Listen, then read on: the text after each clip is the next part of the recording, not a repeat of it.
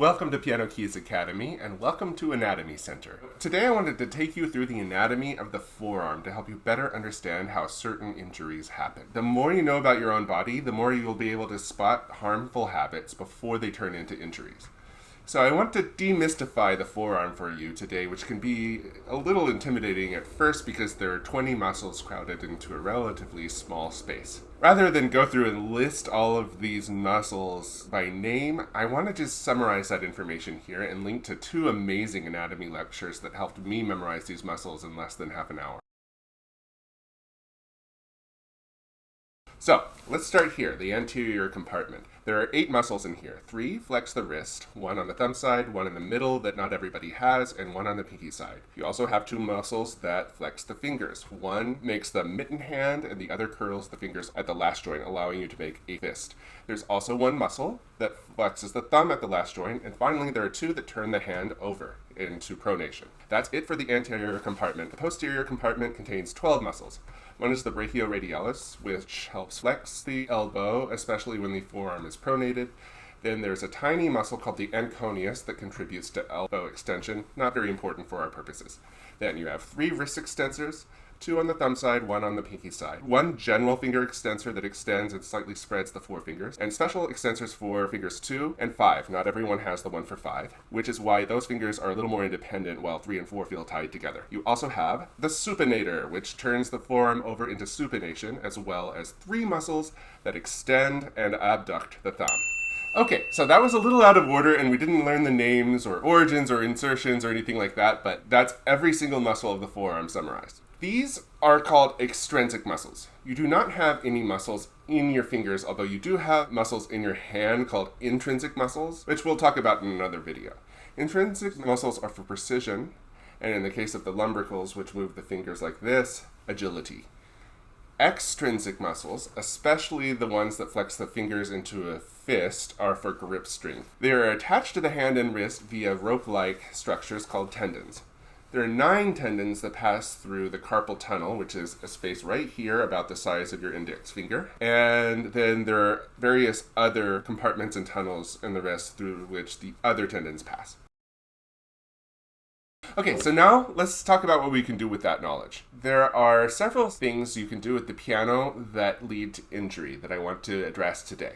One is an old school method of practicing where you curl the fingers like this. Remember which muscle does that? There are 2. There's the flexor digitorum superficialis, which flexes at this middle joint. And then there's flexor digitorum profundus, which flexes the last joint. So you are engaging both of those via the tendons when you put yourself into this position. Where it gets especially bad is when people are instructed to lift their fingers and practice like this. So that would be accomplished by your extensors on top of the arm. So you have 2 sets of ropes pulling against each other. Your extensors are playing tug of war with your flexors. That's bad news because when you put strain on the tendons like that, you develop micro tears over time, and that's what we know as tendonitis. So never practice like this, especially not for extended periods of time. That's why we want to keep our fingers in our natural curve. You don't want to artificially extend, again, that would engage these muscles here, or artificially curl, engaging these muscles here. And you certainly don't want those sets of muscles pulling against each other in any way. Let's explore other ways that those 2 sets of muscles might pull against each other. Spread your fingers. So, when you spread your fingers, that's accomplished actually by the interossei, which are intrinsic muscles, but the extensor digitorum also contributes to that movement because you tend to extend your fingers when you spread them. So it usually engages the extensor when you spread your fingers. And you can prove that just by putting your hand here as you spread. So if you hold this position for a while, you'll notice that you quickly fatigue on top of your forearm. If you hold that position and then start flexing to play keys, then you really get yourself into trouble because the flexors are pulling against already engaged extensor tendons. And so stretching is a really good way to get tendonitis on top of your forearm. Let's talk about the thumb. There are 3 tendons that operate the thumb. 2 of them extend the thumb, and 1 of them abducts the thumb like this. So if you are overusing the muscles of the thumb, for example, for thumb crossings, for scales, some people think they need to forcibly flex and extend the thumb when they're playing scales. That overuses these muscles here that contribute to thumb extension and abduction. And over time, you can develop pain right here. And that's a syndrome called de Quervain's syndrome.